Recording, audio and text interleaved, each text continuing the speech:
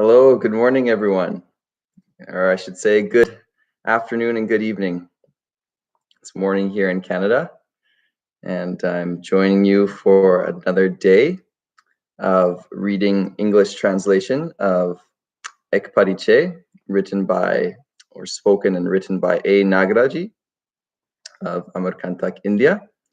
So today, I will be continuing from where we left off yesterday.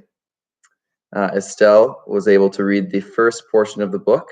I'm taking on the second section, which is Jivam Vidya section. And we left off on page 41, halfway through page 41. So I'll be continuing from there, and we'll get on with it right away here.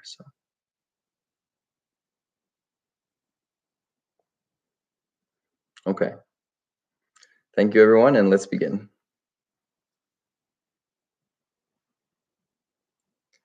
The first step of the right understanding is about understanding existence. Existence is in four orders. The first is material order. Soil, stones, gems, and metals. These already evidence definite conduct. The second order is the biological order, which includes all trees, plants, vegetation, and medicinal plants. And these two are evident with their respective definite conducts. The third order is the animal order, which is comprised of sentient beings other than human beings, i.e. animals, birds, etc. These two evidence order according to their respective essences. The fourth is the knowledge order, within which only the human being is there, who is still awaited to evidence orderliness. Now think for yourself. The most developed order is lagging behind all others. What does this mean? It is no wonder that human beings are suffering.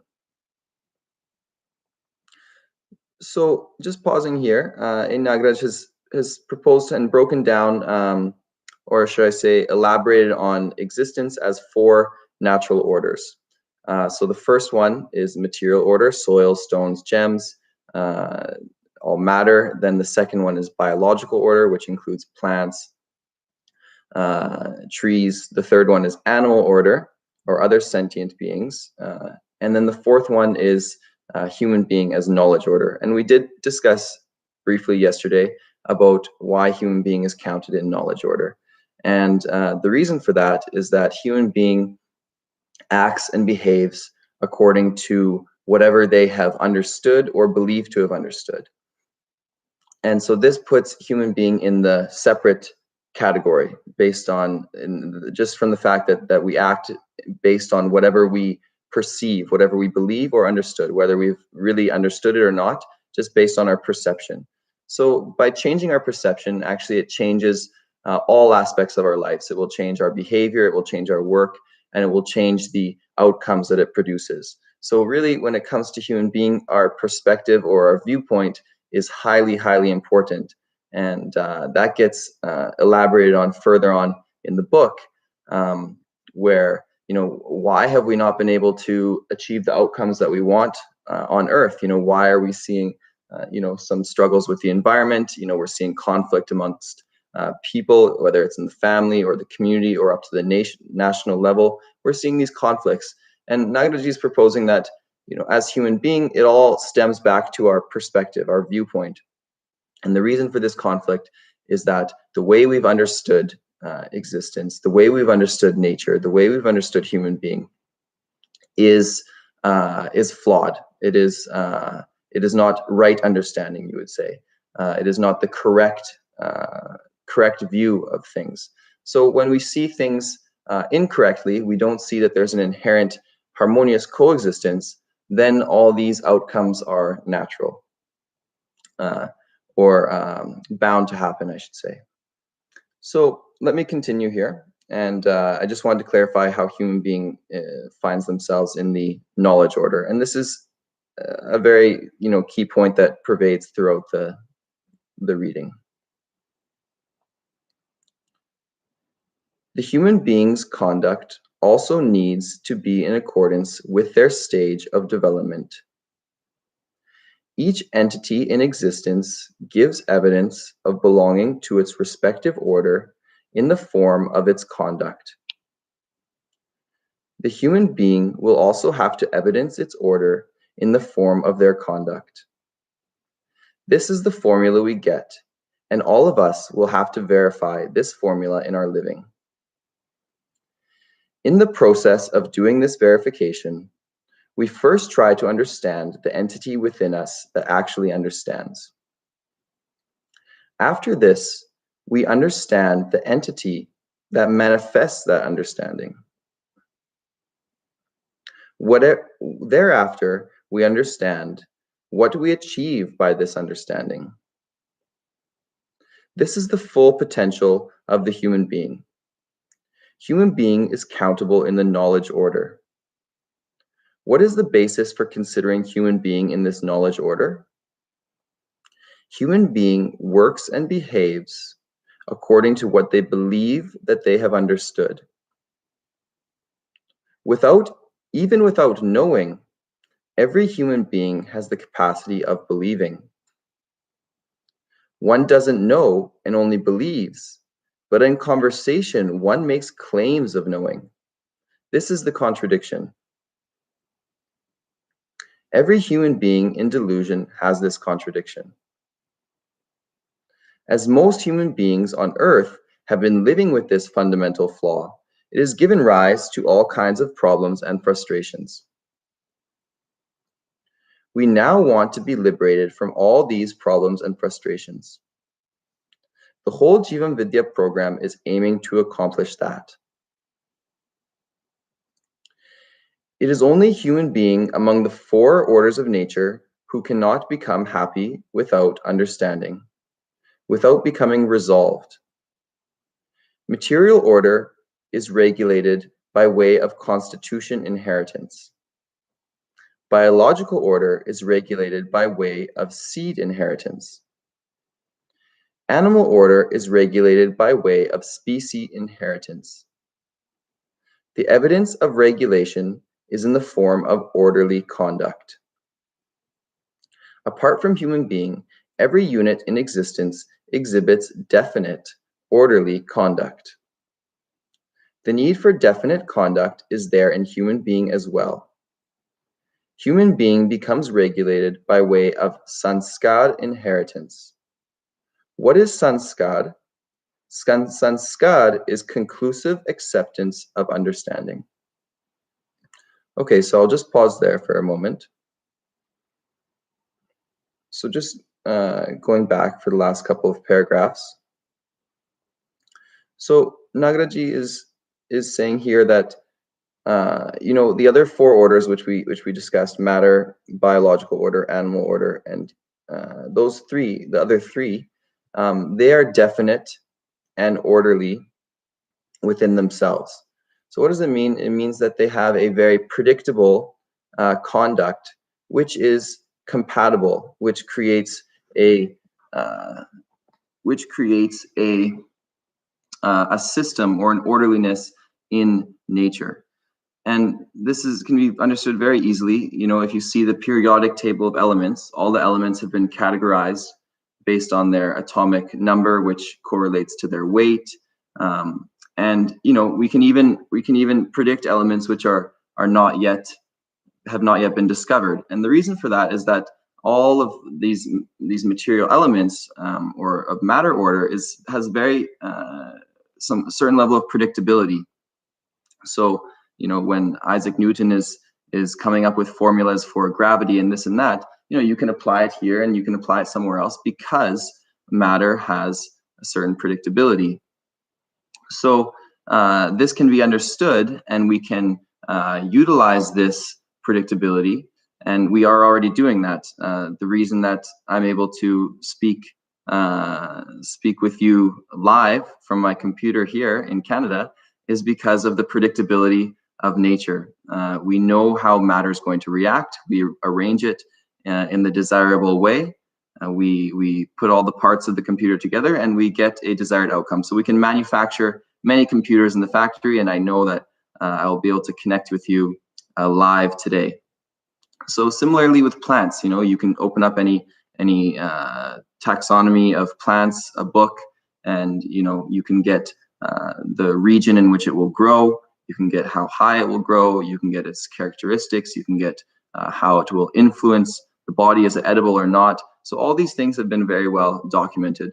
And same thing with animals. When you study the behavior of animals, you can begin to see its predictability. So you can say, conclusively that, yes, if I take this snake, for example, and I find it in Africa and I find it in Canada, it will have same or similar, which can be understood. The difference is it'll have same or similar behavior according to its environment. So, and all its behavior is not only predictable, but it's also ensuring ecological balance. It's ensuring a larger system. So when it comes to human being, however, we can see that our conduct is not so definite and orderly, that our contribution to the natural world, to the other four orders, is actually rather quite detrimental.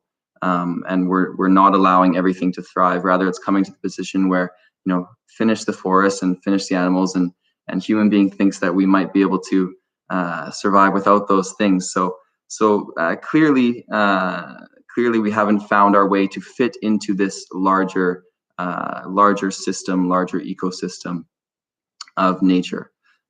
So human being is, while considered the most advanced in the sense that we are finding ourselves in the knowledge order, we have the ability to perceive, we are lagging way far behind everything else. We have the potential to live beautifully with the other three orders, but we're finding ourselves in a position where, despite being the most developed, we have quite a bit of work to do still. So when he says that material order is regulated by constitution inheritance, it means that just simply by the constitution of matter, of the particle, whether it's a granite stone or a limestone, just based on the constitution, it ensures its definite conduct and its continuity that way. Biological order ensures its continuity or its tradition with seed inheritance. So the plant produces seed, and that seed will then exhibit all the same qualities of the parent plant. So it gets it becomes cyclical and becomes participates in orderliness in that way. Animals are regulated by way of species inheritance. So whatever species is there, it acts according to its species, and the species is determined by all its sensory functions, the shape of the body, and the animal will act according to that. And human being, he says, becomes definite from sanskar inheritance. So sanskar is obviously not an English word, and it has not been translated, as there's no proper equivalent to the word. If you do some maybe Google search, it could loosely be translated as imprints or impressions. But here it's being defined as your right understanding. So whatever right understanding one acquires, this becomes your sanskar. You don't lose that. So if I become more definite in my conduct, I'm able to participate, to live well with other humans and live well with nature. This becomes my sanskar. It becomes imprinted, or my impression inside of me. Okay, and this is something, as you will see, which can get passed on to the next generation, which forms tradition. And tradition is a word that will come up many times as we continue reading, which I will explain a little bit later. So sanskar is how human being forms their tradition, and that becomes acquired through education. Why through education? Again, because human being is knowledge order. We perceive things before we do. Whatever we do is according to how we perceive, how we understand. So human being, naturally, if we want to form a tradition, if we want to have continuity of orderliness, it will come through our sanskar, which is related with education. So for human beings, education is how we continue tradition of orderliness. So let me continue here.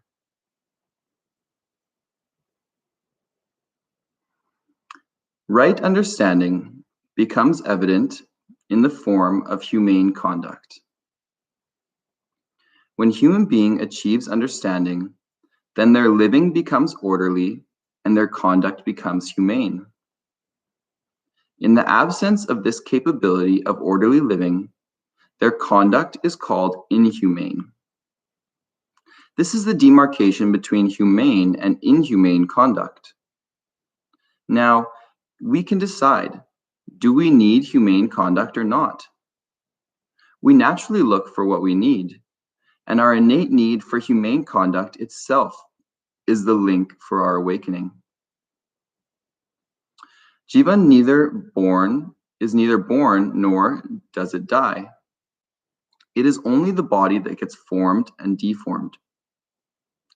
Jivan wants to control human body in order to seek happiness, which is different from the way it is in animals. All animals only exhibit wanting to live with species inheritance. Human beings want to live with happiness, and then suffer when they try living like animals. That is all there is to it. We need to understand and evidence this understanding. The understanding is meant only for evidencing. When I make others understand upon having understood from you, only then you get the evidence of your understanding. This is the way understanding flows into human tradition from generation to generation. Wrong understanding cannot flow into tradition. Wrong understanding doesn't get transferred to the next generation. The content of right understanding would have no variation from generation to generation. The variation in the understanding across generations would only be in its expression. The tradition of right understanding shall become stronger and more precise with every subsequent generation. With every new generation, it will become easier to do what is right. All human beings have this need. The wise human beings find contentment only upon transferring their understanding to their next generation. And the next generation can become contented in this way only. The human being is a unit of knowledge, a unit of order that is based on sanskar inheritance. Sanskar is the right understanding itself. Since wrongs are not acceptable to anyone, these don't qualify to be a sanskar. No one accepts the wrongs, but one only remains trapped in them. One may have committed thousands of wrongs. Even then, these wrongs remain unacceptable to oneself. Since a wrong is not acceptable to anyone, no one offers it to their next generation.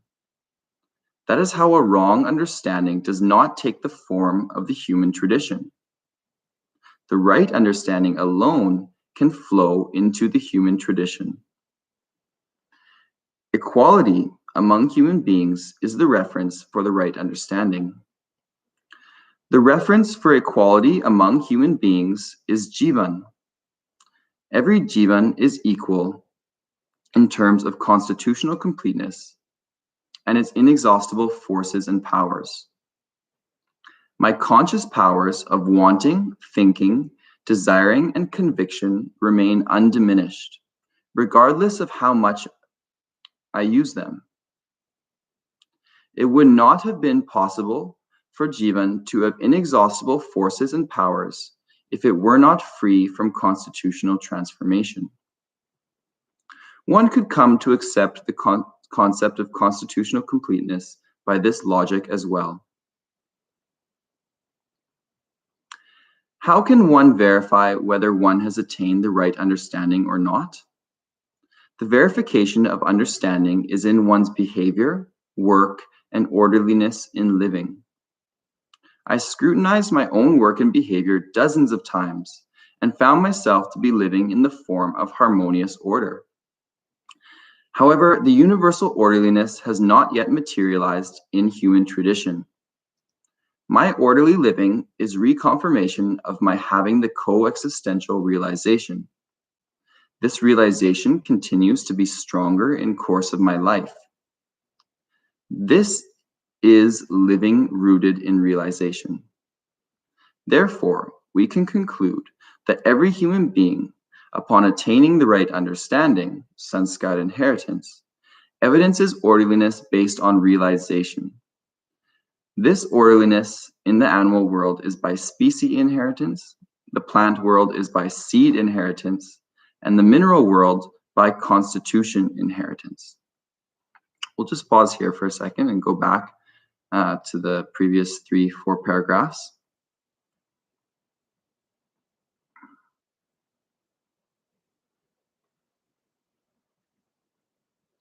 So in the beginning, Nagaraj is making a demarcation here. He's clarifying that, if we are living orderly, if we're living in a harmony with, again, with all 4 orders, if we're able to live well with humans, if we're able to live well with nature, with matter, plant, animal, then we would call that living as humane.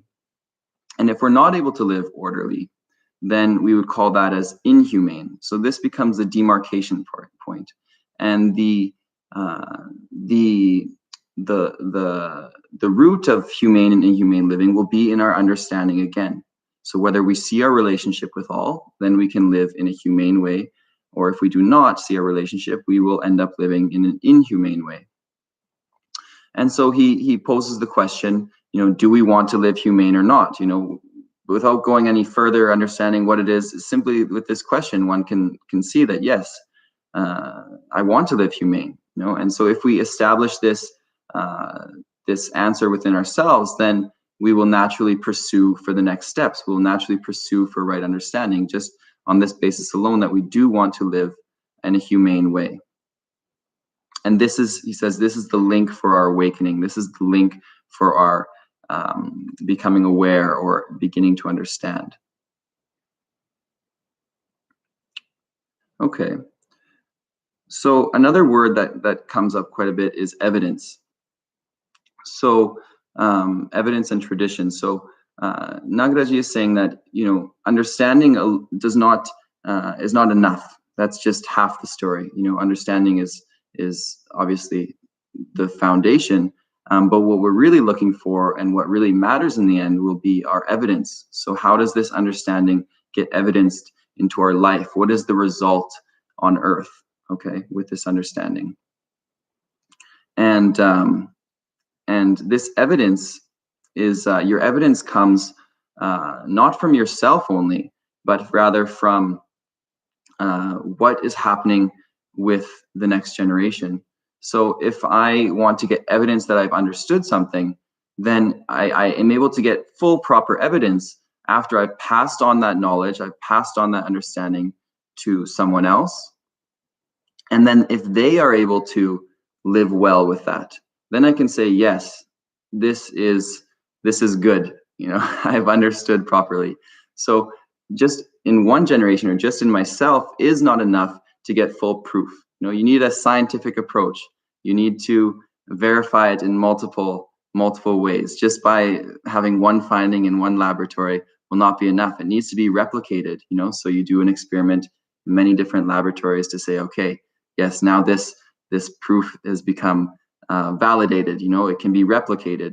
So it's the same concept with understanding. It's not good enough for just me to say I've understood something, rather it needs to be replicable. So I need to be able to pass it on to someone, and only then, if they are able to live well with that understanding and pass it on themselves, then we can say, yes, right understanding is forming a tradition, is having its continuity, right? So in this way, he says that each generation will become better and better and more refined from the next. And the reason is that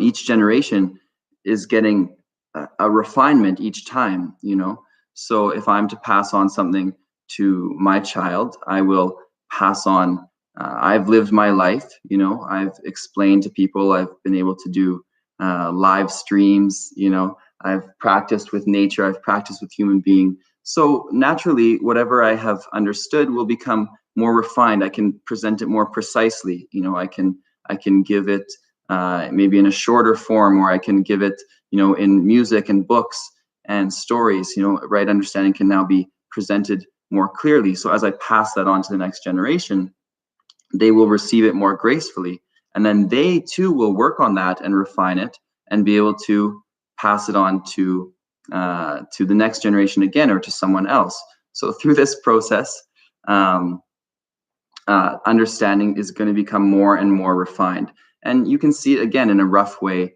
in society. It's, although it's not necessarily would be we were talking right understanding, we're talking different here, but you know, in terms of technology, if I see my parents' generation, you know, they were having VHS, and then later, you know, DVD came, and then later MP3. And by the time I was born, I was already had my MP3 Walkman. I knew how to change and upload songs. I was browsing the internet.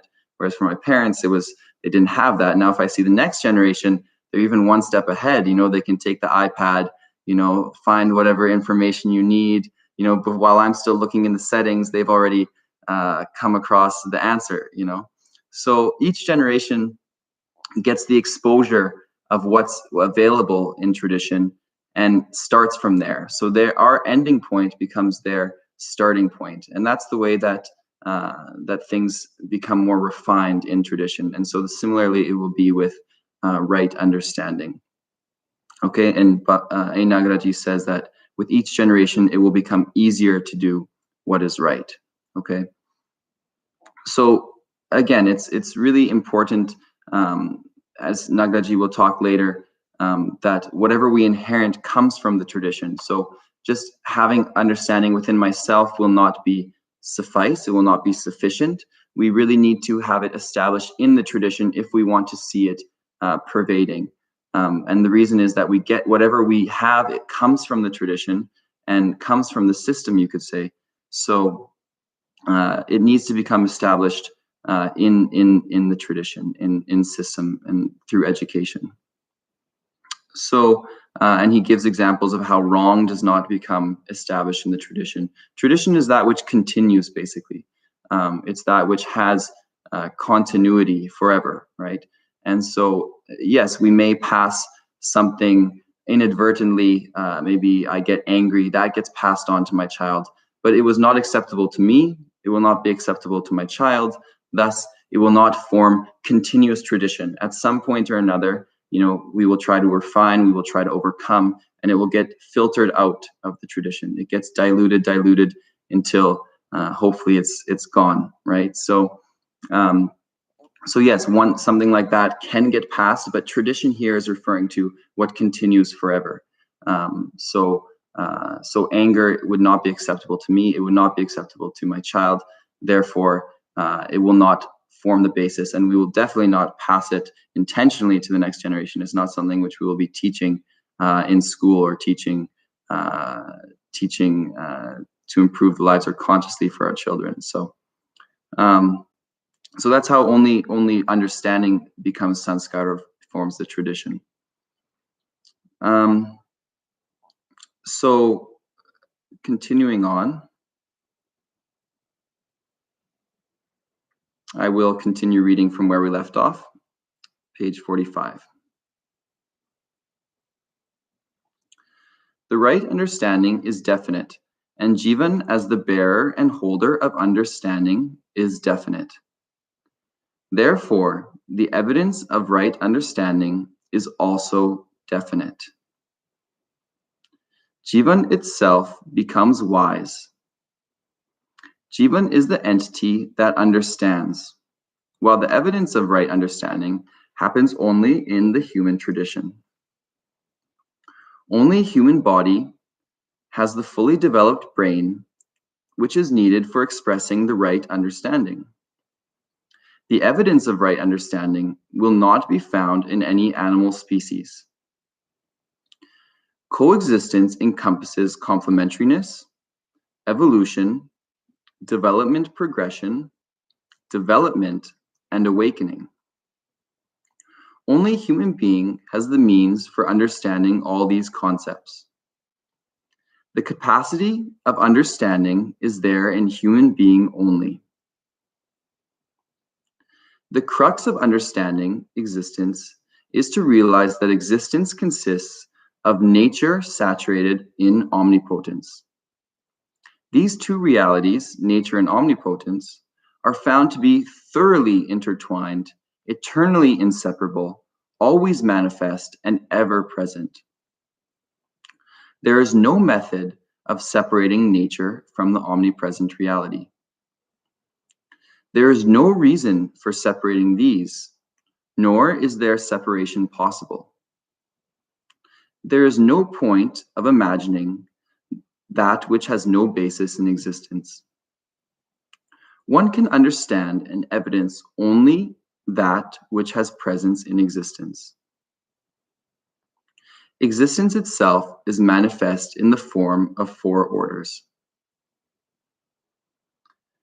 If we don't become capable of evidencing the right understanding, then we will neither succeed in living orderly in family nor in society. We suffer on all fronts only due to our lack of right understanding. The human population on this earth has surpassed 7 billion, but we are still not orderly in our living. Increase or decrease in the population has nothing to do with human understanding. The purpose of human tradition is resolution, prosperity, fearlessness, and coexistential orderliness. We can evidence mutual complementariness by understanding the way of being in coexistence. We can evidence our capacity to trust by understanding the way of living fearlessly. We evidence production more than our family's needs by understanding the way of living prosperously. We become capable of living with justice only when we have become resolved. None of the human endeavors thus far in the realms of idealism and materialism have succeeded in achieving the right understanding. The root cause of this is their not being able to understand that existence is in the form of coexistence. The living tradition of right understanding could not establish until now because somewhere we humans made errors in understanding existence. How could a human being learn orderly living when its tradition itself has not materialized? Therefore, the manner of living judiciously with other human beings and of living in a balanced and lawful way with the rest of nature, animal, plant, and mineral world could not happen. Alongside humankind kept on degrading the earth's environment. The human being could not find justice anywhere. When Chief Justices of Supreme Court of India were asked about it, they said, "We don't do justice. We only pass judgment." If the judiciary doesn't know justice, why do they call their offices courts of justice? The same courts command us to speak truth. Where can you find the truth in such courts?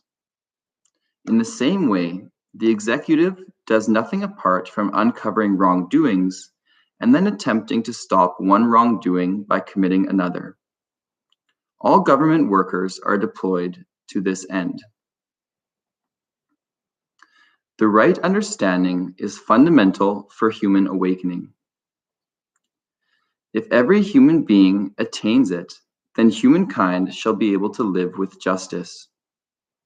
Living with justice results in resolution, prosperity, fearlessness, and coexistential orderliness. Without justice, none of these things will come about. Therefore, justice is the backbone of humanness. The evidence of justice first happens in the family, then in the society, and then on the whole earth. To live with justice means that the human being leads a fulfilled, happy, and resolved life, with ever-increasing trust in the ever-presence of existence, while continuously refining their behavior.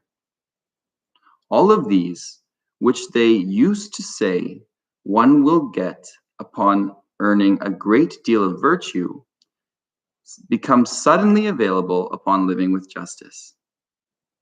Now I understand the meaning of virtue is to attain the right understanding. A human being naturally begins evidencing their potential, ability, and worthiness in the tradition of right understanding. Potential is the activity of bearing. What does a human being bear? The human being is either a bearer of delusion or awakening. When a human being becomes awakened, then their delusion vanishes on its own. Human being is a unit of sanskar inheritance order. Right understanding or delusion is inherited only from the tradition. If it is the tradition of right understanding, then its traits get inducted in the child itself. Thereafter, one becomes liberated from delusion after attaining right understanding with one's own effort and from benefaction of others. Liberation from delusion means program of living with Jivan's awakening. Whatever education we have gotten from the conventional tradition is for living with body as the reference. This underlying assumption is evident in the conventional education, which builds obsession for profit, sex, and consumption, while in reality, human being is fundamentally different from animals. Basic tendencies of those human beings are different from those of animals. The human being is a multidimensional expression because of Jivan and thereby wants resolution, while no animal wants resolution. The human being wants prosperity, while no animal wants prosperity.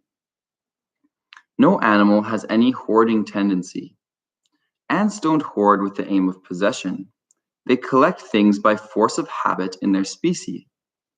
The human being, in delusion, has the willful tendency of luxury and possession because of their lust for ever more sensory gratification. We have made luxury and possession our aim in life instead of resolution and prosperity. And our perspective has remained limited to seeking likeness, pleasant to the senses, health, and profit. This has resulted in our suffering, struggling, and becoming oppressed. The only way out of this difficulty is by understanding Jivan, existence, and humane conduct. So we'll just take a pause here and go back a few paragraphs.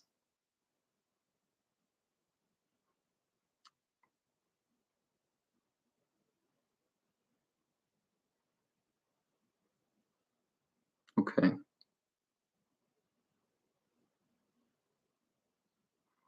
So in the beginning here, Nagdaji is just, putting the, placing the fundamental root of our misperception of coexistence, and that is, or of existence, and that is that we don't see existence as coexistence. Yes, one is coexistence of 4 orders of nature, which we've discussed: matter, plant, animal, and humans. The second, more subtle coexistence is of nature and the omnipresent reality, also known as space. So these 2 entities, nature becomes saturated, soaked, and submerged in space. And these 2 realities cannot be separated. Rather, it becomes like one reality of coexistence. There's no possibility to remove it. There's no possibility to separate it. They remain intertwined, and so there's no basis or no point for imagining this separation. So that's the fundamental root of coexistence, is with nature and omnipresent reality or space. So next he mentions that, it doesn't matter on the population. It's not about 7 billion, 1 billion, 10 billion. That has nothing to do with right understanding. Right understanding is a separate domain.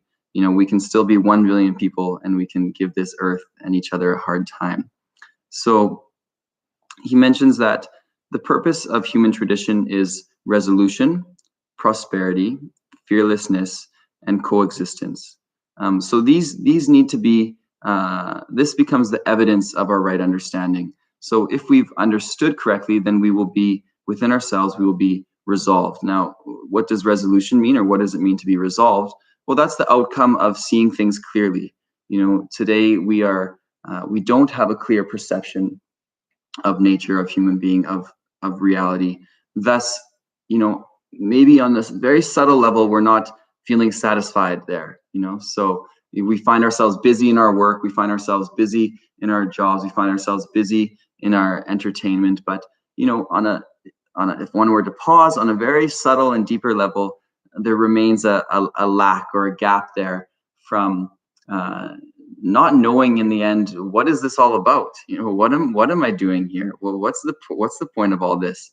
And often we drown this out just by silencing such thoughts or by becoming busy. And both these approaches do not actually resolve these inherent questions which every human has. And these questions are they're arising because this is our potential. Our potential is to know. Right? We are knowledge order. So rather than silencing or busying, distracting these questions, we need to be resolved about it. So resolution means having answers to why and how. So why am I living and how should I live? Why this, why and how that. So we need full resolution or mental peace. We need to be fully resolved about these things. We were just doing I'm here in British Columbia, Canada right now. I'm not at home because we're just looking at a different property in the house, and we're going through with the house inspector who comes and checks, is the soil good? Is the walls good? Are there any insects? Is the water, the plumbing good? He said, you can ask me any question. Just ask questions. Questions are great. There's no wrong question. Keep asking me questions. Just don't ask me the meaning of life. And I thought this was funny because, we do say this, it is funny. But on a subtle level, this is something which we really want to know, right? We want to know, why am I here? We want to know, what am I doing here?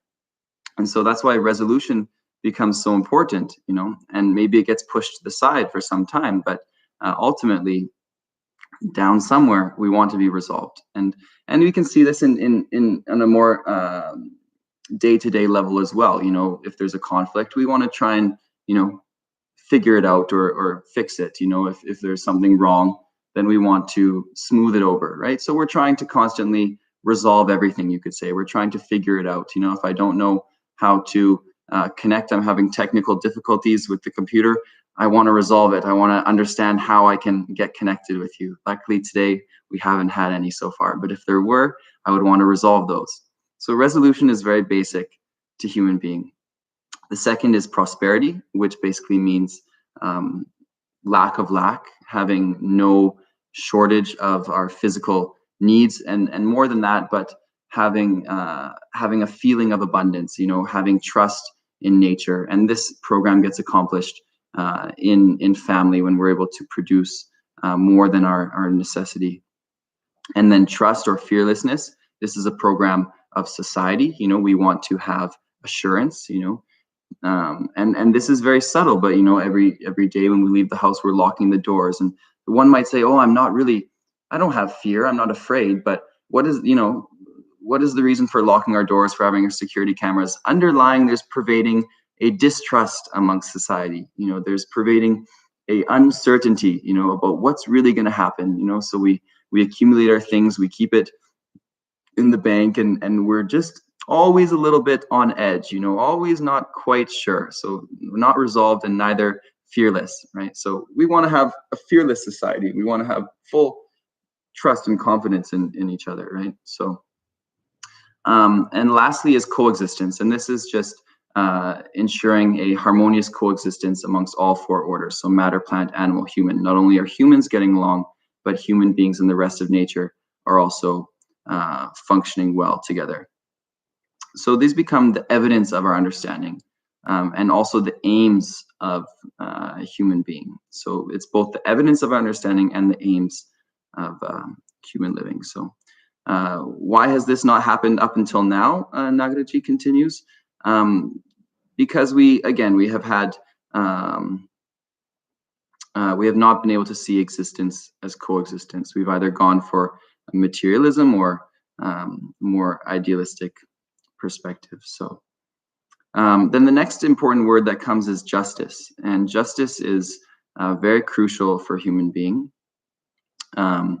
So justice, just in the same way that you have, let's say, law in nature. So nature becomes very predictable with its laws, and it becomes very definite with its conduct. Similarly, in human life, law as you see in nature becomes like justice in human beings. So justice means I'm able to recognize all my relationships, and I'm able to respond to that recognition. I'm able to recognize, fulfill my duties and responsibilities, whether it's with my family members, whether it's my responsibilities and duties to the community or with the natural world. I recognize my relationships, I fulfill my responsibilities and duties, I fulfill values emerge in me, I feel trust or a sense of gratitude or whatever it might be upon recognizing my relationships. I fulfill the duties, and thus there is a mutual satisfaction or harmony that occurs. So when all four of these happen, recognition of relationships, fulfillment of values, fulfillment of values, mutual evaluation, and then mutual happiness, this we call as justice. And this is very fundamental for human beings. So, later on, Nagaraji talks that we don't always need to think of justice. Whenever we think of justice, we always think of in terms of wrong, something bad happened, and that was an injustice. We need to fix this justice. What about, simply having good relationships? Why is justice only put in the realm of problems? What do we call it when we're able to live well? What do we call that? That we call justice, right? So justice is not only in the discussion of courts and crime and punishment and finding redemption or finding justice and getting revenge. We need a word, we need something which is when things are going well, and here we're using the word justice.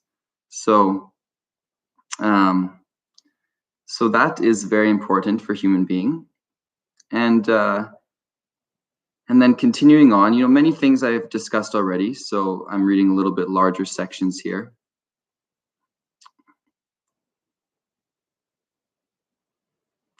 So again, human being, whatever education we have got thus far is assuming human being to be body, and thus our education is according to that, and thus the outcomes of living are also according to that. So obviously, Nagaraj here is proposing human being to be something else, of which we need to explore, and as a combination of body and jivan and consciousness or life. So these two together, if we understand human being in this way, then our education system will be very different, and our outcomes in living will be very different.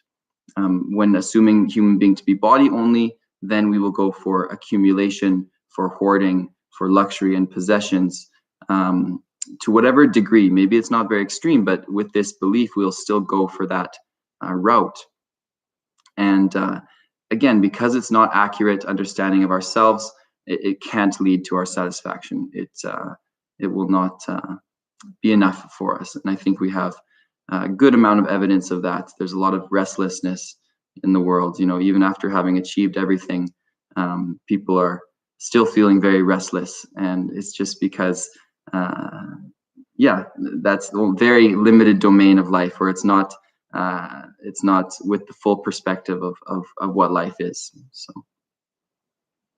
We'll continue reading, and I have around 10 minutes here, so we'll read just a little bit more for today. The human being is the most developed unit in existence, both in terms of jivan and in terms of the body. Jivan uses the body as an instrument for the purpose of evidencing its own existence and its awakening. Jivan controls and keeps body alive, but comes into delusion upon becoming identified with body. Eventually, it has to take another birth in order to fulfill its purpose of evidencing itself. It is naturally troublesome for Jivan to leave the body again and again without becoming successful in evidencing itself. It is not about virtue or sin. It is about right or wrong understanding. Understanding is inherited only from tradition. Therefore, right understanding has to become established in the tradition. Any one individual's achieving right understanding doesn't mean that the whole world got emancipated. Such ideas only made us fearful and timid. Every human being in the purview of humane conduct can live with righteous wealth, conjugal faithfulness, and kindness in work and behavior. Living in this way also leads to good use and protection of our body, mind, and wealth. And when these two are established, then justice as relationship, evaluation, and mutual fulfillment becomes self-evident. In this way, humane conduct gets described as the combined form of values, morals, and ethics. The good use and protection of resources as body, mind, and wealth itself is ethics. Our values are fulfilled only by way of our recognizing the relationships in coexistence. When a person recognizes their relationship with their father or mother or teacher in the sense of coexistential orderliness, then the associated feelings arise on their own and the values are fulfilled. Where the relationship is not recognized, there is no flow of values. For example, a lone passenger sitting in a railway compartment might instinctively stretch out upon seeing a stranger, wanting that no one should sit there. After some time, if any acquainted comes over, then that person might readily stand up, even offer their own seat. Please sit here. Therefore, recognizing how others are related to us is very important. The study of relationships happens based on their purpose of protection, based on their purpose of nurturing. The study of relationship happens based on their purpose. For example, relationship with mother is based primarily on the purpose of nurturing. The relationship with father is based primarily on the purpose of protection. Human beings can do no wrong once they have recognized all their relationships. While in the absence of recognizing relationships, they are bound to make mistakes. If we observe the present system of state and religion, we discover that all these systems were designed for dealing with criminals. Both state and religion are busy in trying to reform the criminals using their own respective methods. None of these systems could provide the right understanding to the human being. Every human being wants to become wise and honest, but these systems have not been able to show the way of living honestly. Every human being wants to become responsible, but these systems could not establish the tradition of purposeful and responsible living. People have wished for good, and they have been saying that we should pursue the good of all. Everyone should have a family, etc. Everybody repeats these slogans. However, just saying these things and repeating these slogans doesn't provide any real path for achieving it. In the same book where it is written that we should have the good of all, later it is written, this whole world is false, and God is the real father or mother, who it is our only refuge. No good came from such utterances. Who benefited after having gone to the real mother and father? This whole approach is purposeless. Human being finds purpose only upon becoming wise. Purpose is innate in all relationships. What is that purpose? The universal human purpose is to accomplish resolution, prosperity, trust or fearlessness, and coexistential orderliness.